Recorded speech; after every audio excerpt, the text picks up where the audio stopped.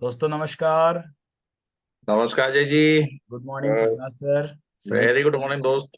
Good सभी morning गुरुजनों को सभी को, राधे प्रणाम। राधे। राधे राधे मैडम, आप सभी को मॉर्निंग। जय सभी श्री कृष्ण। गुरुजनों को प्रणाम, सभी साथियों को नमस्कार। दोस्तों मैं जय सराफ बीएसएस के जूम पैनल से आज की जबरदस्त मीटिंग में आप सभी ऊर्जावान साथियों का हार्दिक हार्दिक हार्दिक स्वागत करता हूं जोरदार तालियों के साथ।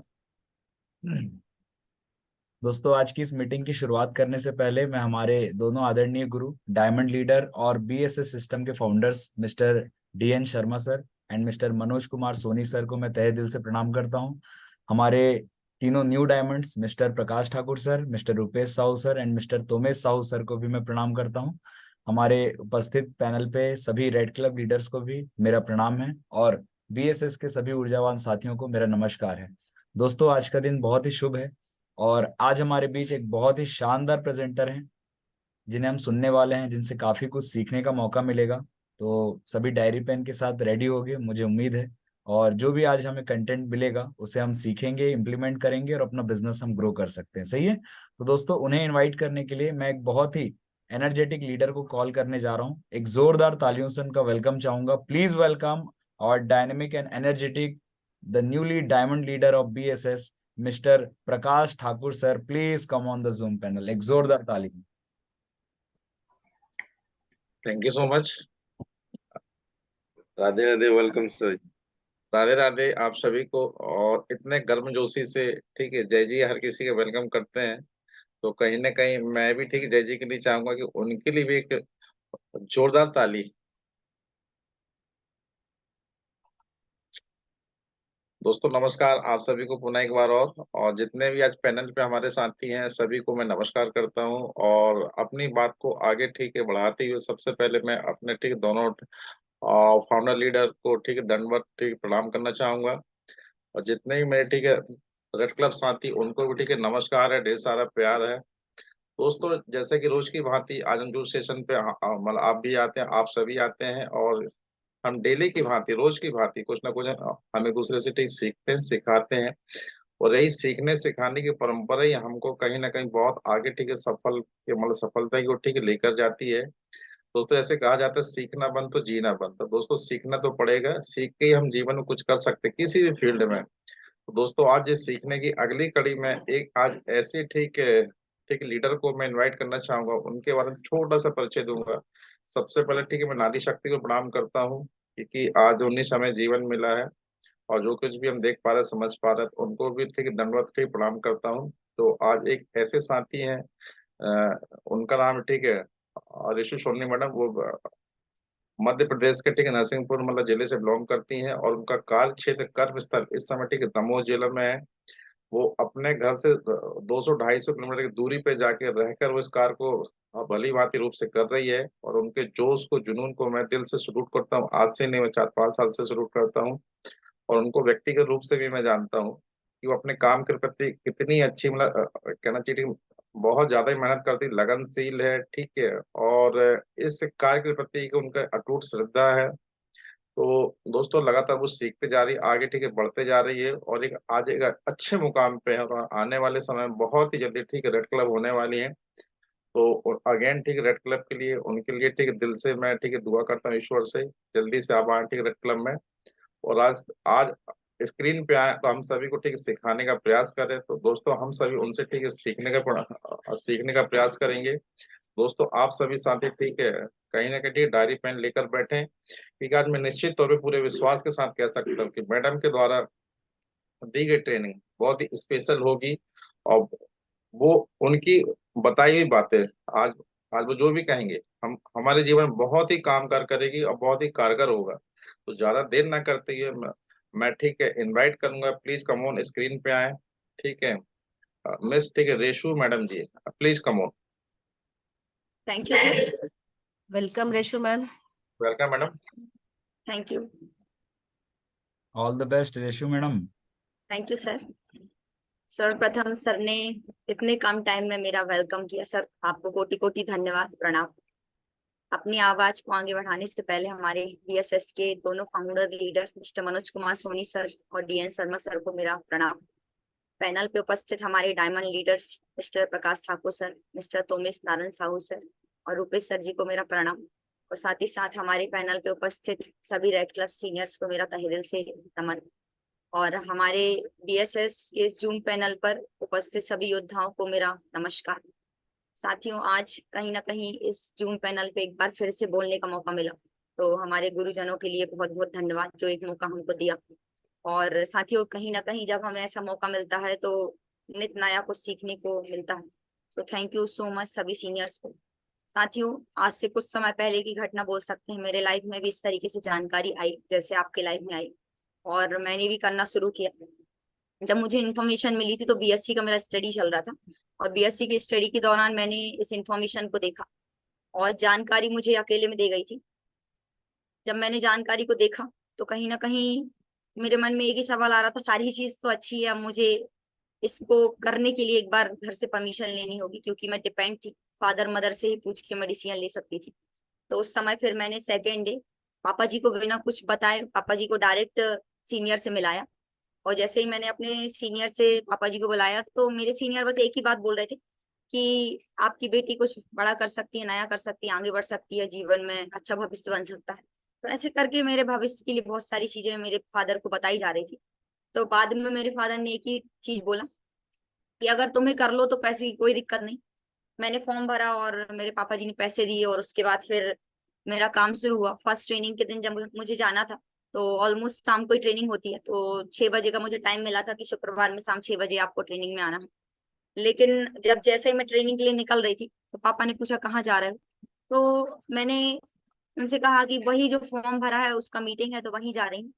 तो मेरे सीनियर का कॉल आ रहा था बार बार, तो मुझे फिर भी परमिशन तो नहीं मिल पा रही थी कि शाम को मैं घर से अकेले जाऊं, लेकिन फिर भी मुझे परमिशन मिली, चलिए मैं गई।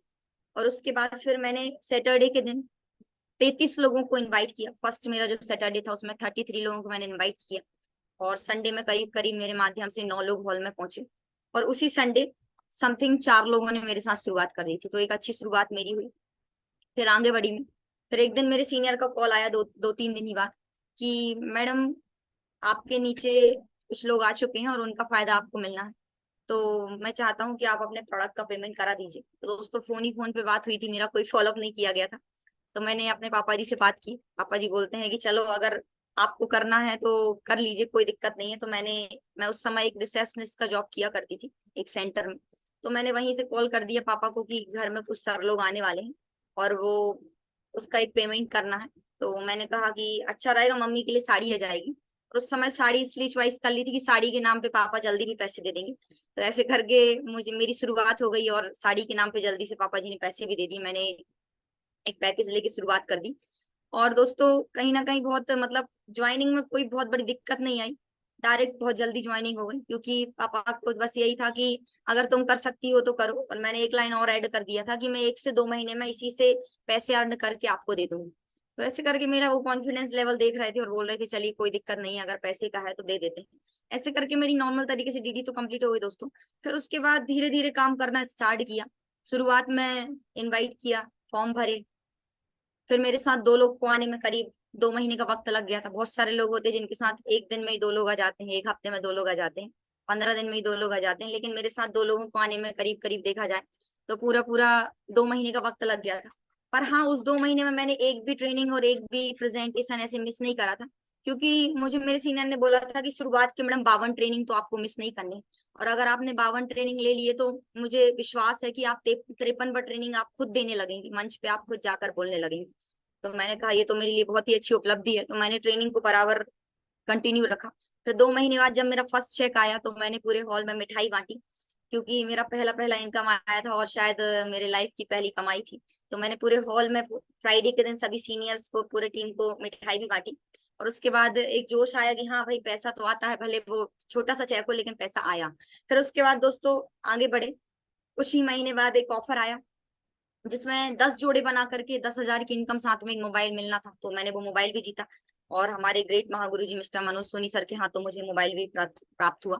उसके बाद फिर मेरा सिल्वर लेवल कंप्लीट हुआ। फिर उसके बाद मेरे सीनियर ने बोला कि मैडम गाड़ी क्यों ले रहा है, क्योंकि जिस चीज के लिए मैं आई थी वो तो अभी तक आई ही नहीं थी। क्योंकि मुझे जब इन्वाइट किया जा रहा था तो पहले सबसे पहले यही बोला गया था कि मैडम आपके पास गाड़ी है क्या। तो मैंने बोला गाड़ी तो नहीं है, पापा जी दिला देंगे। तो मुझे ये बोला गया था कि आपको एक ऐसी इन्फॉर्मेशन मिलने वाली है, मैं देने वाला हूँ, जिसमें आप मात्र 2 महीने काम करते हैं तो गाड़ी ले लेंगे। तो मैंने कहा ये तो बहुत ही अच्छी बात है। और 2 ही महीने काम किया, मोबाइल तो आ गया, चेक भी आ गया। फिर उसके बाद सिल्वर बनी में, तो मेरे सीनियर ने कहा गाड़ी लेना है, तो दोस्तों एक गाड़ी भी ली, जो कि अपने ओन मतलब मेरे ही पैसे से मैंने परचेस करी, जो कि संस्था के माध्यम से जो इनकम आई हुई थी मेरी, उससे मैंने परचेस करी। एक गाड़ी आई तो सबके अंदर एक विश्वास आया घर में, फैमिली में। जैसे मेरे फादर मदर तो ज्यादा कुछ नहीं कहते थे, लेकिन घर में जैसे चाचा चाची हो चाहे और भी फैमिली होते हैं, तो बहुत कुछ बोला करते थे। लेकिन जैसे ही गाड़ी मेरी आई तो उनको लगा रही ये तो ऐसा काम है, इसमें गाड़ी भी आ गई इसकी, चलिए बढ़िया। तो ऐसे करके गाड़ी आई, फिर और आगे बढ़ती गई मैं दोस्तों धीरे धीरे। बहुत सारी उपलब्धियां लेने के मौके मिले, और कहीं ना कहीं लगातार लगातार जो भी ऑफर आया उसको भी मैंने फाइट करा। तो इन सब चीजों में मुझे एक ही चीज समझ में आई मेरे सीनियर्स के द्वारा, कि बस टिके रहना है और लगातार लगातार इस कार्य को करते रहना है, तो कोई भी मंजिल दूर नहीं है। क्योंकि आज दुनिया में जो भी चीजें बनी है वो सभी इंसान ने ही बनाई है, चाहे वो एरोप्लेन हो, चाहे वो ट्रेन हो, और कोई भी व्यक्ति हो या कोई भी वस्तु हो, वो सभी कुछ जो बनाई गई है वो इंसान के द्वारा बनाई गई है। तो जिस भी काम को अगर ठान लिया जाए उसे आसानी से किया जा सकता है। तो ऐसे करके मुझे समझ में आ चुका था, धीरे धीरे मैं समझ रही थी। क्योंकि जब मैंने इस काम को शुरू किया तो कैजुअली था कि कोई दिक्कत नहीं है, मैं अभी कॉलेज पढ़ रही हूँ, 1000 1000 रुपए एक पॉकेट मनी मिलता है, चलो अगर 1000 2000 यहाँ से आएगा तो पापा जी से और भी पैसे लेने की जरूरत नहीं पड़ेगी। क्योंकि बात बात पे घर वालों से पैसे लेने होते थे कॉलेज टाइम में। तो इस तरीके से मन मतलब एक छोटी सी सोच से स्टार्ट किया, लेकिन धीरे धीरे दिल्ली में भी एक मेगा शो अटेंड किया, फिर कई सारे बूट कैंप अटेंड किए। और जब बूट कैंप में गई मैं, जैसे Kanha national park first time मेरा जाना हुआ, तो वहां पे कई सारे Mahaguru senior diamond leader sir से मुलाकात हुई। तो एक विश्वास जागा मन में कि ये भी हमारे जैसे ही हैं और इनने आज इतनी बड़ी उपलब्धियां ली हैं। क्योंकि जब भी कभी हम समाज में ऐसे लोगों को देखते हैं जो कुछ बड़ी उपलब्धियां ले चुके हैं, तो कहीं ना कहीं उनका नाम सुन के और उनसे बातचीत करके हमें बहुत अच्छा लगता है। तो कहीं ना कहीं यहाँ डायमंड से मिलने के बाद मेरे मन में एक ही चीज आई कि हाँ, मुझे भी ऐसी लाइफ स्टाइल चाहिए जो कि सब लोग सम्मान करें, सब लोग रिस्पेक्ट करें।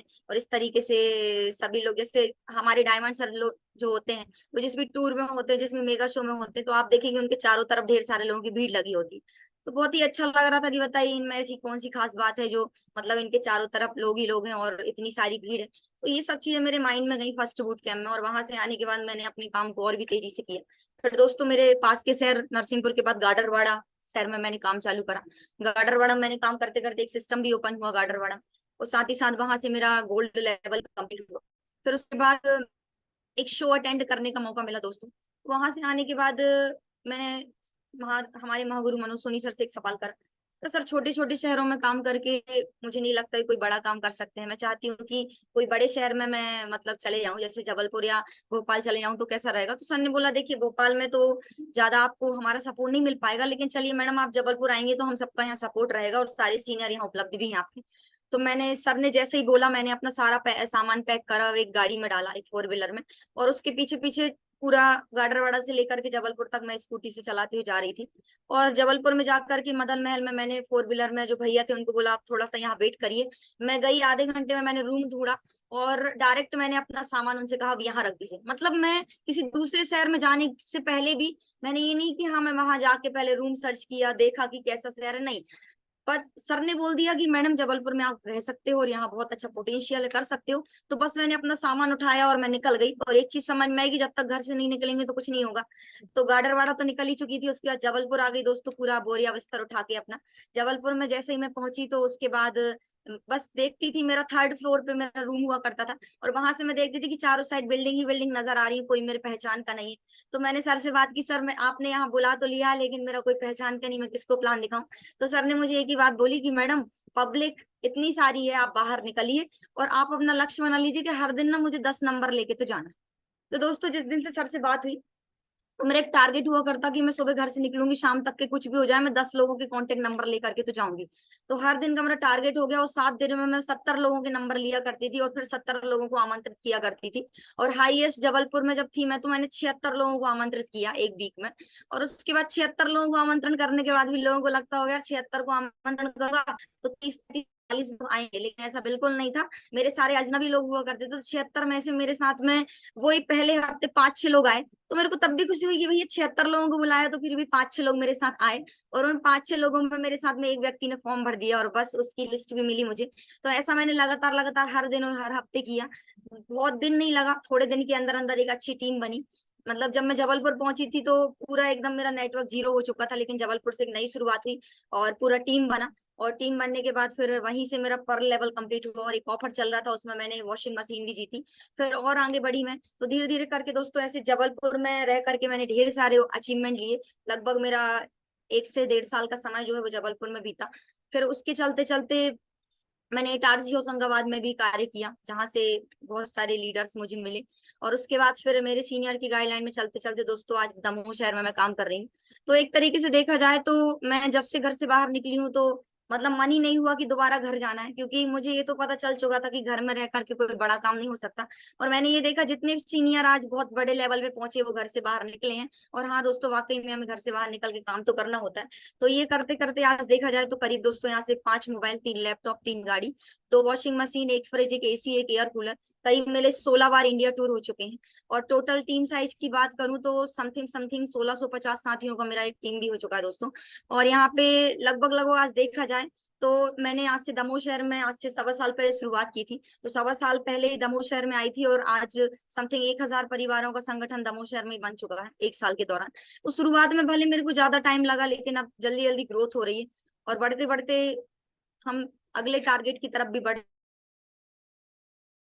हर व्यक्ति का एक ही लक्ष्य चल रहा है, जैसे कि हमारे सेफ शॉप में एक ऑफर चल रहा है, सेफ शॉप टाइटन और गुरु मंत्र।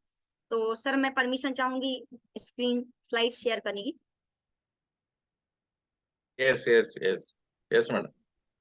Thank you sir.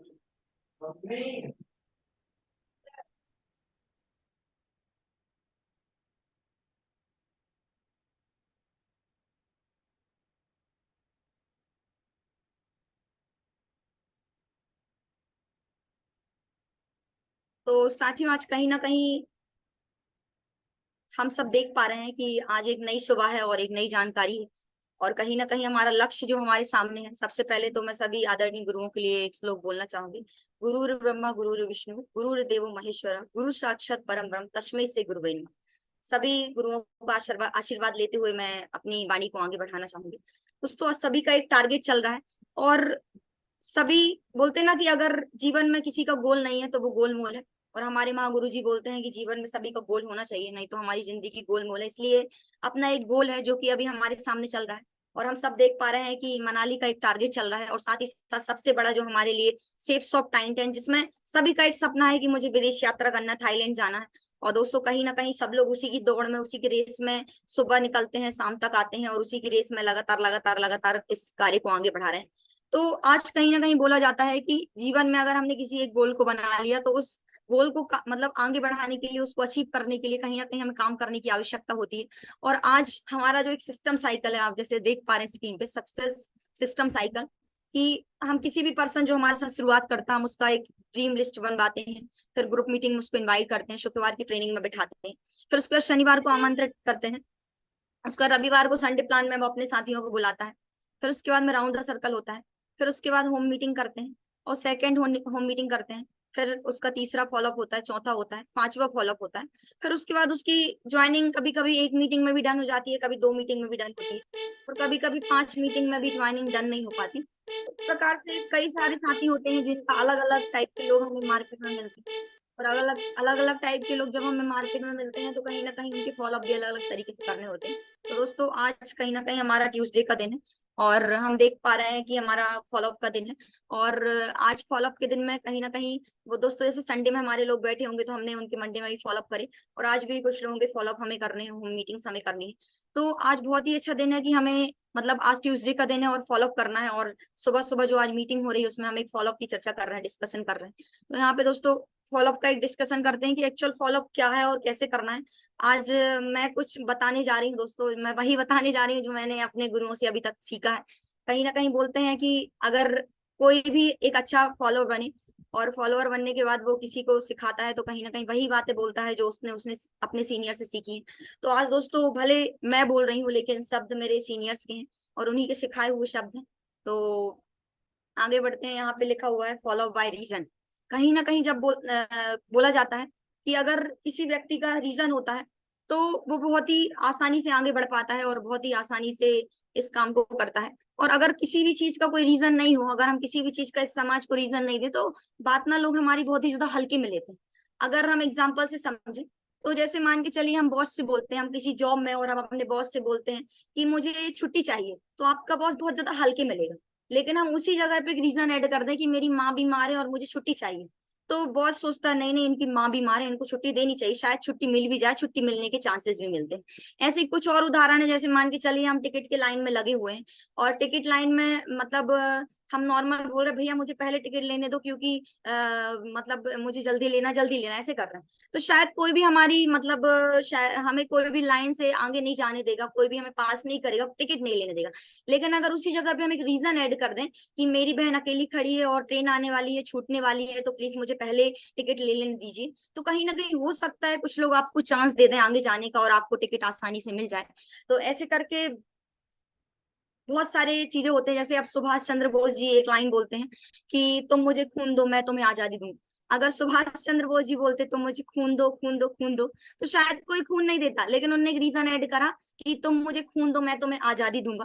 तो वैसे ही दोस्तों आज हम अपने बिजनेस में अगर देखा जाए, अगर इसे बिजनेस से तोलें, तो कहीं ना कहीं जब भी हम किसी व्यक्ति को ज्वाइन कराना चाहते हैं और हमें लगता है कि ये व्यक्ति ऐसे ज्वाइन नहीं होगा, तो एक रीजन दे दो। एक रीजन हम ये दे सकते हैं कि कहीं ना कहीं मैंने एक इन्फॉर्मेशन के लिए मेरे दोस्त मुझे बुला रहा है और कहीं ना कहीं मैं जानता हूँ कि मेरे समाज में और मेरे मतलब समझ में और मेरे दोस्त यारों में सबसे ज्यादा एक तुम ही व्यक्ति हो जिनसे मैं सलाह लेके काम कर सकता हूँ, तुम वो व्यक्ति हो जो मुझे सही सलाह दोगे। तो मैं एक इन्फॉर्मेशन लिए जा रहा हूँ, तो प्लीज मैं भी चाहूंगा आप मेरे साथ चलिए, जिससे कि मैं आपसे बाद में सलाह ले सकूं कि मैं इस काम को करूँ कि नहीं करूँ। तो कहीं ना कहीं एक रीजन हमने उसको दे दिया, तो व्यक्ति सोचता वाह यार ये तो मेरे से सलाह लेना चाहता है, ये मेरी सलाह के बिना कोई काम नहीं करना चाहता, तो इसीलिए वो बहुत जल्दी आपके साथ चलने के लिए संडे प्रोग्राम के लिए एग्री हो जाता है।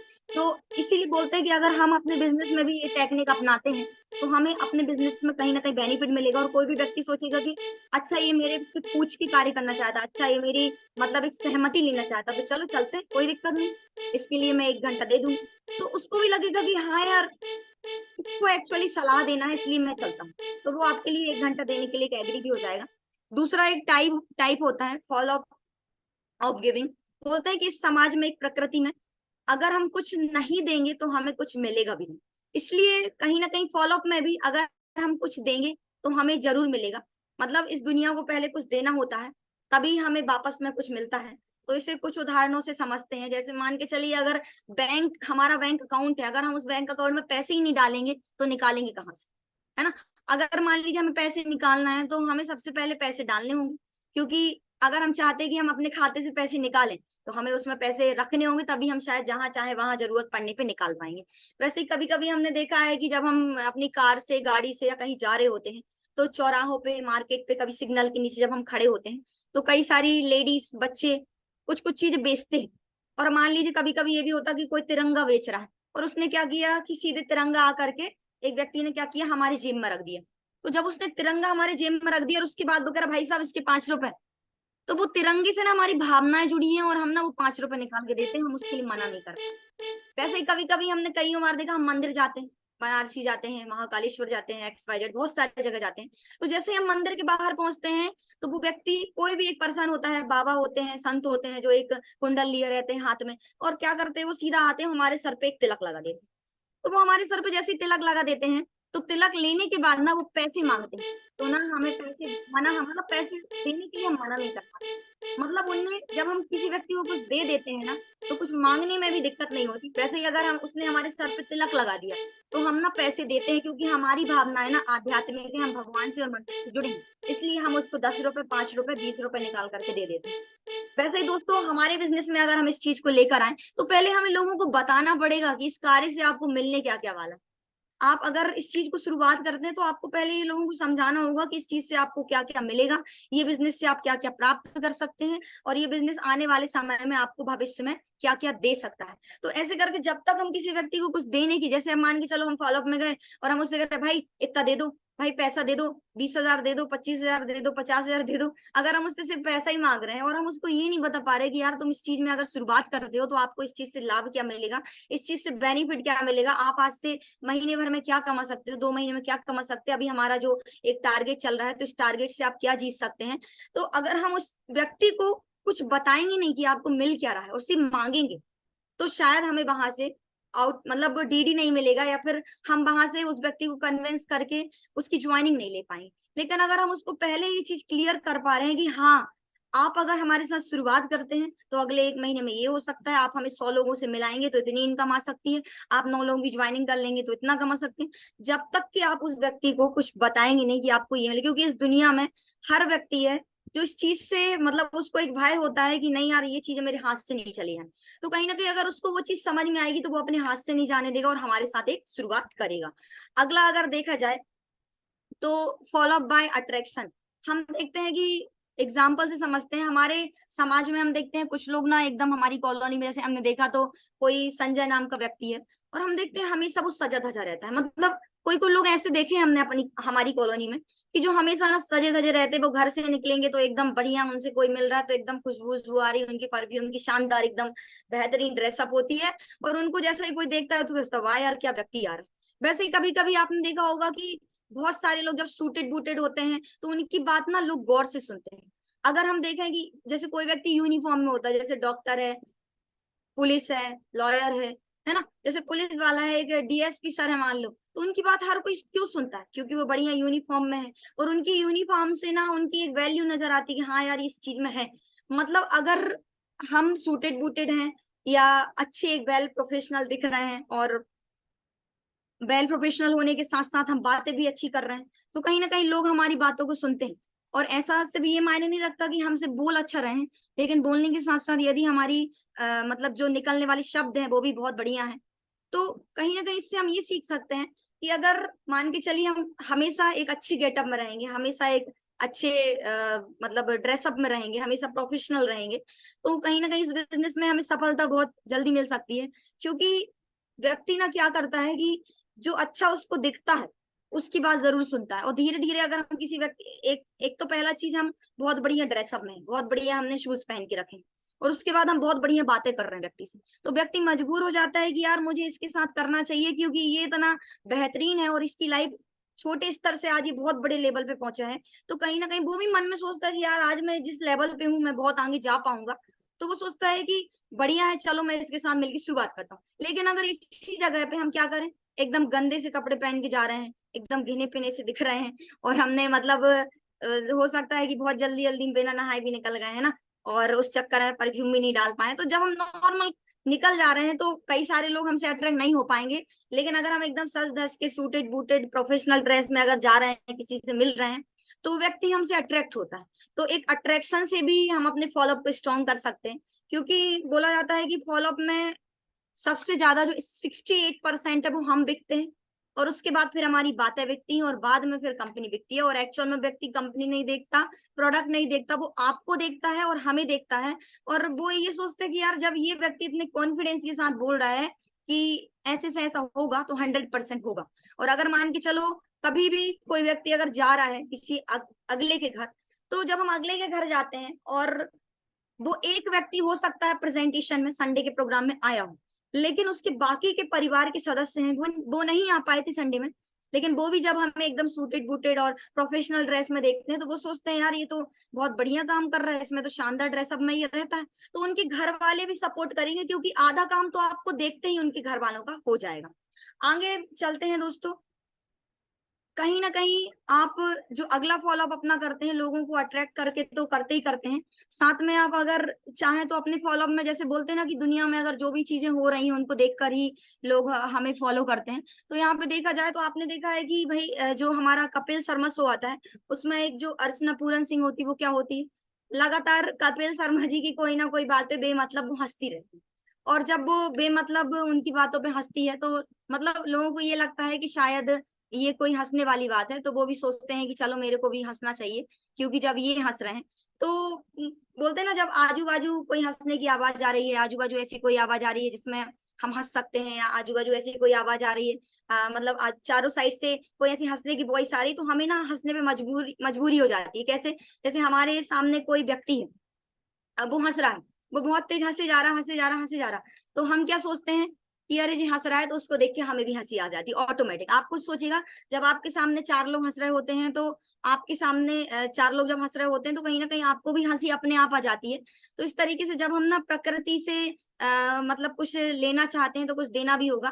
तो यहाँ पे जैसे एक्सेप्टेंस जो एक तरीका होता है, सोशल एक्सेप्टेंस, जैसे अगर हम इस चीज को आगे बढ़ाते हैं और अगर जो समाज में लोग हैं, जैसे हम देखते कभी कभी आपने देखा टीवी पर सलमान खान जी आते हैं और थम्स अप पीते हुए आते हैं, तो हम जानते हैं कि थम्स अप ना हमारे बॉडी के लिए हार्मफुल है, लेकिन हम थम्स अप पीना क्यों पसंद करने लगते हैं? क्योंकि हमको ये लगता है कि सलमान खान जी थम्स अप पी रहे हैं इतने बड़े सेलिब्रिटी होके, इसमें कोई ना कोई बात तो है, तभी तो ये पी रहे हैं, तो हम भी क्या करते हैं, उस चीज को करने लगते हैं। मतलब अगर समाज में हम किसी व्यक्ति को कुछ करते हुए देखते हैं तो हमारा भी मन करता है हम करें। जैसे आपने देखा होगा कि छोटे छोटे कई सारे बच्चे हैं, और बच्चे जैसे एक जो प्ले जोन में जाते हैं तो पता चला बहुत सारे बच्चे हैं जो बैठ बैठ के बलून को फोड़ रहे हैं, तो फिर बच्चे ना एक दूसरे की नकल करने लगते हैं और वो भी सोचते हैं अरे मैं भी इसके जैसे करूं। तो वैसे ही ना बोलते ना कि समाज में जो चीज हो रही होती है तो वो करने का हमें मन करता है। तो वैसे ही आप जब भी किसी के फॉलोअप में हैं तो व्यक्ति को इस चीज से कैसे आकर्षित कर सकते हैं, इस चीज से हम अपने बिजनेस में जोड़ें तो इस तरीके से जोड़ सकते हैं कि हमारे साथ जो लोग जुड़ चुके हैं, जो लोग सफलता लगातार लगातार ले रहे हैं, उन व्यक्ति को, अगर उन व्यक्ति की फोटोज वीडियो उनके बारे में अगर हम उस प्रोस्पेक्ट को बताते हैं, वो प्रोस्पेक्ट सोचता है अरे ये तो मेरे ही जैसा है, अरे मेरे ही जैसा था लेकिन आज कहाँ से कहाँ पहुंच गया। तो उसको भी ना इस काम को करने का मन करता है, क्योंकि वो ये देख रहा है कि मेरे जैसा व्यक्ति है और इस काम को करने में इतना ज्यादा सफल हो रहा है लगातार लगातार। और कई सारे लोग ऐसे होते हैं जो हमारी कंपनी का प्रोडक्ट भी यूज कर रहे हैं, तो कंपनी का प्रोडक्ट जो लोग यूज कर रहे हैं तो आप उनकी वीडियो फोटो अपने मोबाइल में अपने लैपटॉप में रख सकते हैं। और कहीं ना कहीं जब हम उनकी वीडियो फोटो दिखाते हैं तो व्यक्ति को मन करता है अच्छा नोनी को यूज करने से इसको ये बेनिफिट हुआ है, तो अच्छा मुझे भी हो सकता है। मतलब समाज में अगर कोई व्यक्ति किसी को कुछ करते देखता है तो उसको वो करने का मन होता है। और साथ ही साथ हमारे बैग में सारे टूल्स हैं, जैसे मान के चलिए हमारी इनकम फाइल है, वो देखेगा इनकम फाइल, वो सोचेगा अच्छा अगर ये व्यक्ति मतलब हम इतना कमा सकते हैं तो मैं भी कमा सकता हूँ।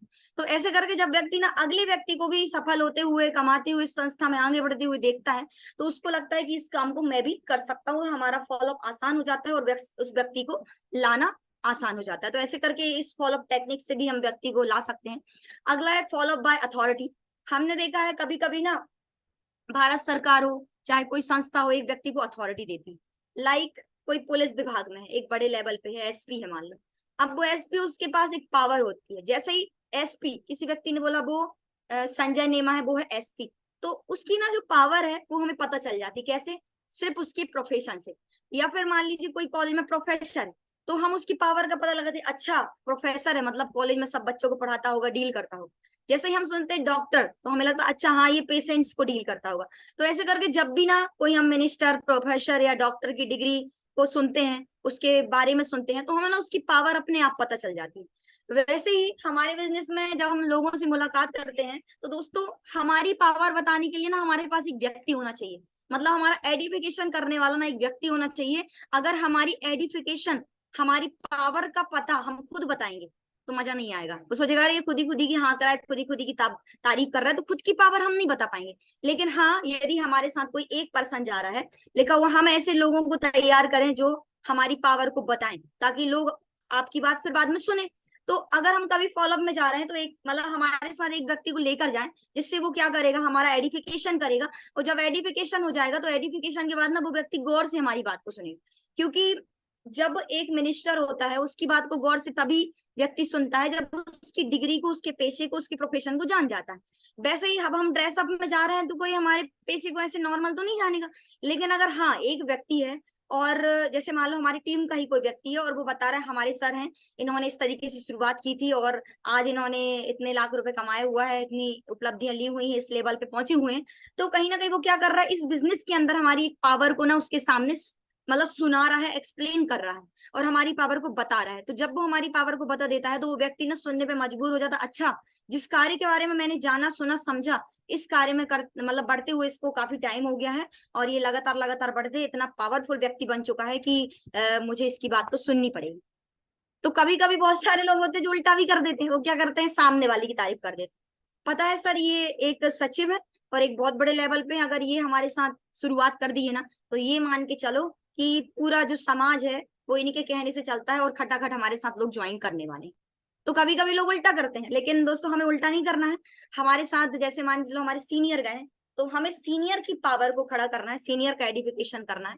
क्योंकि जब किसी भी व्यक्ति को एडिफाई कर दिया जाए तो उसकी बात को तीसरा मतलब व्यक्ति सुनता है, जैसे थर्ड पर्सन उसको एडिफाई कर रहा है, तो उसकी बात को सुनना आसान हो जाएगा और उसकी बात को ना शुरू से लेकर अंत तक गौर से सुनेगा, क्योंकि वो ये समझेगा कि जब इसने भी 2 साल में, 3 साल में, 4 साल में, इस समय अवधि में अगर इसने ये उपलब्धियां ली हैं, तो मैं भी इस कार्य को अगर 3 साल करता हूँ तो ये उपलब्धियां मैं भी ले सकता हूँ।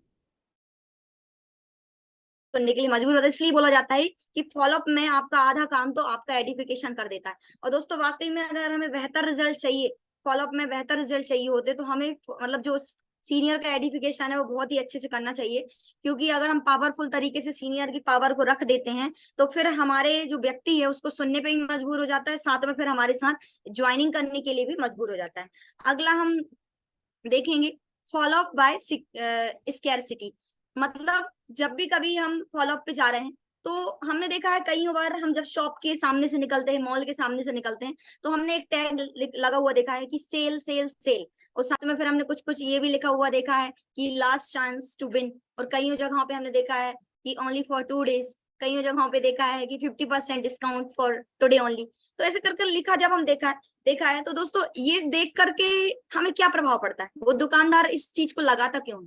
कभी सोचा है? शायद हम नहीं सोचते हैं कभी, लेकिन इस चीज से एक बात समझ में आई कि जब हम देखते हैं कि सेल सेल सेल, तो हमें लगता है अच्छा कुछ ना कुछ सेल चल रही, मतलब कम पैसे में ज्यादा अच्छी चीजें मिल जाएंगी। कभी कभी जब हम देखते हैं कि ओनली फॉर 2 days, मतलब सिर्फ 2 दिन बचे हैं, मतलब मुझे चीज को जल्दी जल्दी से खरीद लेना है, या जो भी वो मॉल है, शोरूम है, वहां से मुझे जल्दी से जो चाहिए वो ले लेना है। कभी कभी हम देखते हैं 50% डिस्काउंट, मतलब 1000 की चीज 500 में मिलेगी, तो हम सोचते हैं वाह यार ये तो 1000 की चीज 500 में मिल जाएगी।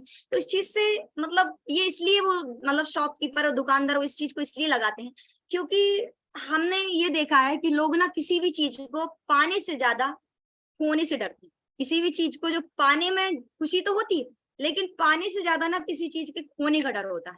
अगर हम अपने प्रोस्पेक्ट को फॉलोअप के दौरान ये बता दें कि अगर आज आपने ज्वाइन नहीं किया तो आप आज ये चीजें मिस करने वाले हैं। आज मतलब हो सकता है जब हम किसी फॉलोअप में जा रहे हैं तो हम पहले से सोच के जाएं, माइंड मतलब मेकअप करके जाएं, माइंड मेकअप करके जाएं कि जब हम फॉलोअप में जा रहे हैं तो पहले से कुछ ऑफर्स बनाकर जाएं कि आज ज्वाइन करने से क्या क्या फायदा होगा। अगर आज आप ज्वाइन करते हैं तो इतने बजे तक ये ऑफर चल रहा है ना, नहीं तो अगर आप इतने बजे तक नहीं करेंगे तो ऑफर खत्म हो जाएगा, है ना। ऐसे करके अगर हम माइंड सेट करके व्यक्ति के पास जाते हैं, कुछ ऑफर्स बताने की दृष्टि से जाते हैं और उसको बताते हैं कि आज आप शुरुआत करेंगे तो आपको ये फायदे होंगे, तो व्यक्ति ना पाने से ज्यादा खोने से डरता है। उसको लगता है अच्छा अगर आज मैं नहीं करूंगा तो ये मुझे नहीं मिल पाएगा, अच्छा अगर आज मैंने शुरुआत नहीं करी तो मैं इन चीजों को खो दूंगा। तो ऐसे करके ना जब हम किसी व्यक्ति को कोई ऑफर देते हैं और उसको बताते हैं आज आपने अगर 2 बजे के पहले शुरुआत नहीं की, तो 2 बजे के पहले आप शुरुआत करते हैं तो आपको इस तरीके से इतने लोगों का बेनिफिट मिल रहा है, पर अगर आप 2 के बाद करेंगे तो ऐसा कोई चांस नहीं मिलेगा, क्योंकि सर मुझे भी 2 बजे तक क्लोजिंग करनी है। तो जब हम इस तरीके से उसको कुछ लाइनें बोलते हैं तो वो सोचता है नहीं नहीं अगर मैं 2 बजे के पहले कर लूंगा तो मुझे इतने सारे लोगों का बेनिफिट है, और 2 के बाद करूंगा तो मुझे बेनिफिट नहीं, इससे बेहतर है चलो मैं बेनिफिट के साथ इस काम को करूं, क्योंकि अगर करना ही है तो बेनिफिट के साथ करूं, क्यों मैं लॉस में करूं। तो वही बात आ जाती है कि व्यक्ति ना सोचता है कि होने का डर जो होता है ना वो उसको जल्दी करने में मजबूर करता है। तो इस तरीके से इस फॉलोअप की टेक्निक से भी हम अपने फॉलोअप को अच्छा कर सकते हैं और वहां से भी रिजल्ट ले सकते हैं। और इसके बाद दोस्तों फॉलोअप बाय ट्रस्ट, ये तो रामबाण है, मतलब अगर सारी टेक्निक भी काम नहीं करी तो ये टेक्निक तो जरूर काम करती है, क्योंकि किसी भी चीज को ना, किसी भी व्यक्ति को ना सिर्फ और सिर्फ लास्ट में, अंत में ट्रस्ट से ही गिराया जा सकता है, ट्रस्ट से ही लाया जा सकता है और ट्रस्ट से ही उसको अपने साथ बढ़ाया जा सकता है। तो बोलते हैं कि जब भी कभी हम किसी डॉक्टर पे बिलीव करते हैं तो हम ना उसी डॉक्टर के पास जाते हैं, उसी डॉक्टर से इलाज करवाते हैं, क्योंकि हमें लगता है कि मैं इसकी दवाई खाऊंगा, इसकी लिखी हुई मेडिसिन को 2 दिन लूंगा और मैं ठीक हो जाऊंगा, तो मैं उसी डॉक्टर के पास जाता हूँ। मैं किसी दुकानदार पे भरोसा करता हूँ तो मैं उसी से सामान खरीदने जाता हूँ। फिर उसके बाद हम किसी भगवान जी को अगर मानते हैं तो हम ना उनके बार बार मंदिर जाते हैं और उनकी मतलब उन भगवान से हमारी आस्था जुड़ी होती है, सबसे ज्यादा हमारे जबान पे उनका नाम आता है और कहीं ना कहीं हम उनकी ही मतलब उनका ही एक मन में भी ख्याल रखते हैं कि मेरे साथ तो भोलेनाथ है, मेरे साथ तो कृष्ण का नहीं है। तो ऐसे करके जिस चीज को, जिस व्यक्ति पे हमें बिलीव होता है, जिन भगवान पे हमें बिलीव होता है, उनको हम मानते हैं। ठीक उसी तरह दोस्तों जब हमारे व्यक्ति को, हमारे प्रोस्पेक्ट को एक हमारे ऊपर भरोसा हो जाता है तो वो डीडी बहुत जल्दी और आसानी से दे देता है। लेकिन शुरू में ना ये भरोसे को दिलाने में थोड़ी सी दिक्कत होती है, लेकिन अगर एक बार व्यक्ति को बिलीव हमने दिला दिया हमारी बातों से, हमारे कमिटमेंट से और हमारे कॉन्फिडेंस से, तो कहीं ना कहीं वो व्यक्ति हमारे साथ आने पे मजबूर हो जाता है। वो भरोसा करता है कि नहीं, अगर मैं इनके साथ जाऊंगा तो बहुत आगे बढ़ूंगा। अगर हम उनको विश्वास दिला दें कि देखिए ये है हमारे साथ विजय भाई, और ये विजय भाई ने ना आज से हमारे साथ 2 महीने पहले शुरुआत की थी, और इनने एक भरोसे से शुरुआत की हमारे साथ जुड़कर, और आज इनने पैसा कमाया, तो वो सोचेगा अच्छा 2 महीने पहले विजय ने शुरुआत की थी और इनने पैसा कमाया, तो चलो मैं भी करके देखता हूँ, 2 महीने में मैं भी इनकी तरह 25,000 रुपए कमा लूँ। तो ऐसे करके जब हम व्यक्ति को भरोसा दिलाते हैं और कोई उदाहरण से उसको समझाते, तो व्यक्ति सोचता है नहीं, जब ये कर सकता है तो मैं भी कर सकता हूँ। और कहीं ना कहीं हम जब 2-4 लोगों की टेस्ट मनी पेश करते हैं, हमारी टीम में मान लो 50 का टीम है, 50 की टीम में 10 लोग हैं जो बेहतरीन इनकम ले रहे हैं, तो हमें अपने पास ना मोबाइल में, लैपटॉप में उनकी फोटो के स्क्रीनशॉट, फोटो इनकम का पोस्ट, या फिर इनकम के मतलब प्रिंट, ये सब रखना चाहिए, जिससे कि हम अगले व्यक्ति को भी दिखा पाए और उनको पता पाए कि इनने हमारे साथ 1 महीने पहले शुरुआत की थी, हमारे साथ ये 15,000 अर्न कर चुके हैं। इनने हमारे साथ 2 महीने पहले शुरुआत की थी, इनने 25,000 कमा लिया है। इनने आज से 1 साल पहले शुरुआत की थी, आज लगभग 1 लाख रुपए कमा चुके हैं। तो ऐसे करके ना जब आप किसी भी व्यक्ति को किसी उदाहरण से समझाते हैं और किसी तीसरे व्यक्ति का उदाहरण देते हैं, तो उसको लगता है कि हाँ, जब ये व्यक्ति कर सकता है तो मैं भी कर सकता हूँ, और उसको जब पूर्ण विश्वास हो जाता है, भरोसा हो जाता है, तो वो डीडी भी देता है। और दोस्तों 20-25 हजार की तो छोड़िए, बाद में फिर वो आपसे बहुत सारा सामान लेता है और लगातार आपसे जुड़ा रहता है, क्योंकि जो आप हमारा रिलेशन है ना, वो आगे कई कई सालों तक के लिए बन जाता है। और क्योंकि जब हम किसी व्यक्ति को भरोसे से लेकर आ रहे हैं ना, तो ये ट्रस्ट सिर्फ 1 महीने 2 महीने या साल भर का नहीं, ये ट्रस्ट ना हमेशा का है, जीवन भर का है। और एक बार हमने किसी को ट्रस्ट दिला दिया तो वो लगातार हमसे जुड़ा रहेगा और जुड़ते लगातार काम करता रहेगा। तो कहीं ना कहीं इस तरीके से ये 7 पॉइंट जो मैंने आपके बीच में रखे, तो इन 7 पॉइंट की मदद से हम अपने फॉलोअप को बहुत ही स्ट्रॉन्ग कर सकते हैं, और इन फॉलोअप की मदद से हम कहीं ना कहीं आगे भी बढ़ सकते हैं। और इस काम में मतलब जब भी किसी हम फॉलोअप पे जा रहे हैं, जब भी कहीं पहुंच रहे हैं, तो हम फॉलोअप को ना बहुत ही आसानी से भी कर सकते हैं। और हमको लगता है कि हमें हमेशा फॉलोअप में अगर सीनियर की नीड हो रही है तो ये गलत बात है, बल्कि हमें ये होना चाहिए कि सीनियर भी वही बातें बताने वाला है जो बातें हम मतलब कह सकते हैं। क्योंकि कई बार हम मतलब फॉलोअप की ट्रेनिंग भी अटेंड करते हैं, कई बार ये होता है कि बहुत सारे सीनियर का हम देखते भी, हमने मान लीजिए 10-12-15 फॉलोअप देख लिए हैं, उसके बाद भी थोड़ा हमारे मन में हेजिटेशन रहता है, कोई दिक्कत वाली बात नहीं, ये तो कहीं ना कहीं हमारे साथ भी था। और जितने भी आज सीनियर है कहीं बड़े बड़े लेवल पे पहुंचे हैं, तो उनके साथ भी ये रहा होगा। लेकिन दोस्तों बोलते हैं ना, किसी भी चीज को लेकर अगर हम डरते रहेंगे कि नहीं ये चीज मैं नहीं कर पाऊंगा, तो शायद लगता है हम जीवन में नहीं कर पाएंगे। लेकिन हाँ, अगर किसी चीज को हम एक प्रैक्टिस के नजरिए से करेंगे कि चलिए हमें इस चीज में अपनी प्रैक्टिस करना है, आज एक फॉलोअप सही नहीं होगा, दूसरा नहीं होगा, तीसरा नहीं होगा, चौथा नहीं होगा, 5वां नहीं होगा, 6वां नहीं होगा, मैं बोलती 10 फॉलोअप सही नहीं होंगे, लेकिन 11वां फॉलोअप तो होगा। और जो 10 फॉलोअप में हमने जो मिस्टेक करके कुछ सीखा है, उसको हम ना 11वें फॉलोअप में नहीं करेंगे। क्योंकि एक जो नियम है हमारे साथ में वो ये है कि सबसे पहले हमने सीनियर के फॉलोअप को देखा और उनसे सीखा। मतलब कि आई सी आई कैन यू, मतलब आई डू यू सी, पहला जो नियम है आई डू यू सी। अगर हम पहले अपने मतलब सीनियर का देख रहे हैं, फिर बाद में हम कर रहे हैं, तो फिर क्या होता है कि उस चीज से हमें ये समझ में आ जाता है कि अच्छा मेरे सीनियर ने इस लाइन पे ये बोला था, प्रोस्पेक्ट ने ये बोला था, प्रोस्पेक्ट ने बोला पैसे नहीं है, तो मेरे सीनियर ने जवाब दिया। फिर प्रोस्पेक्ट ने बोला कि समय नहीं है, तो मेरे सीनियर ने उसका कैसे जवाब दिया।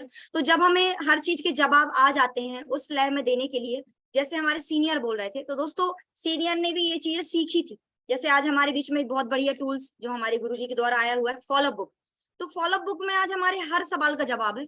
अगर मान लीजिए हमारे पास कोई सवाल आया और उसका जवाब हम फॉलोअप बुक से, फॉलोअप लिटरेचर से पढ़ लेते हैं, तो वो फॉलोअप बुक से अगर हम वो सवाल पढ़ रहे हैं, तो मुझे ये लगता है कि वो सवाल हम जब किसी व्यक्ति द्वारा सुनेंगे तो उसका रिप्लाई, उसका आंसर हम बहुत आसानी से दे पाएंगे। तो मुझे लगता है फॉलोअप बुक के मतलब पूरे सवालों के उत्तर हमें एक बार जरूर पढ़ने चाहिए, क्योंकि जिस प्रोफेशन से हम जुड़े हुए हैं उस प्रोफेशन में वो हमारे लिए, हमारे बिजनेस की एक गीता है। क्योंकि फॉलोअप के बिना तो मुझे लगता है कि डीडी तो आने वाली है नहीं है। कोई भी ऐसा डायमंड नहीं है, या कोई भी ऐसे रेड क्लब सीनियर नहीं है, या कोई भी ऐसा कोई व्यक्ति ऐसे लेवल पे नहीं पहुंचा है जो उन्होंने बिना फॉलोअप करे वो लेवल को हासिल किया हो। इसीलिए अगर फॉलोअप को स्ट्रॉन्ग करना है तो फॉलोअप बुक को पढ़ना चाहिए, फॉलोअप के बहुत सारे वीडियोस देखने चाहिए, और अपने सीनियर के फॉलोअप को ना गौर से सुनना चाहिए। क्योंकि बहुत सारा टाइम ये होता है कि हम अपने सीनियर को फॉलोअप करते हुए देखते हैं, लेकिन उनकी बातों को इसलिए माइंड में सेट नहीं कर पाते क्योंकि हम जब फॉलोअप देख रहे होते हैं ना, तो हमारा बॉडी वहां होता है लेकिन ध्यान कहीं और। पता चला सीनियर फॉलोअप कर रहा है, मोबाइल चला रहे हैं। तो मुझे लगता है मोबाइल को साइड में रख के हमें अपने सीनियर के फॉलोअप को सुनना चाहिए, जिससे कि हम अगला जब कभी सीनियर बन के अपने किसी बिजनेस पार्टनर के साथ, टीम पार्टनर के साथ जाएं, तो हम भी उस चीज को वैसे बोल पाए जैसे हमारे सीनियर बोल रहे थे। तो इस तरीके से दोस्तों फॉलोअप को स्ट्रॉन्ग करने की बहुत सारी टेक्निक है। हमारे गुरुजी ने सक्सेस मंत्र भी हमें दिया, सक्सेस मंत्र किताब दिया, साथ ही साथ फॉलोअप बुक किताब दिया। तो ये सारी बुक्स के अंदर मतलब ढेर सारा जो नॉलेज का खजाना, मतलब खजाना बोल सकते हैं, और हमारे बिजनेस की गीता इन्हें बोल सकते हैं। हमारे साथ श्री कृष्ण भगवान श्रीमद् भगवत गीता तो है ही है, लेकिन हमारे बिजनेस में फॉलोअप को, लिस्ट को, इन्विटेशन को, सारी चीजों को, प्लान को स्ट्रॉन्ग बनाने के लिए हमें ये जो मतलब एक छोटे छोटे से साहित्य ग्रंथ दिए हैं ना, ये हमारे काम को बहुत ही मतलब सरल बनाते हैं। लेकिन सरल तब बनाएंगे जब हम सक्सेस मंत्र के 80 मतलब 40 पेज और कहीं ना कहीं फॉलो बुक के 54 पेज पढ़ लेंगे। क्योंकि हो सकता है हम 2 पेज पढ़ेंगे हमें नींद आएगी, लेकिन अगर हम 54 पेज पढ़ लेंगे दोस्तों, तो उसके बाद हमारी नींद चली जाएगी और लगेगा हम फॉलो पे जाएं। तो thank you so much sir, आपने मुझे इतना समय दिया बोलने के लिए, और मैं हमारे महागुरु प्रकाश सर को इनवाइट करना चाहूंगी। Thank you so much. Thank you so much madam. रेशा जी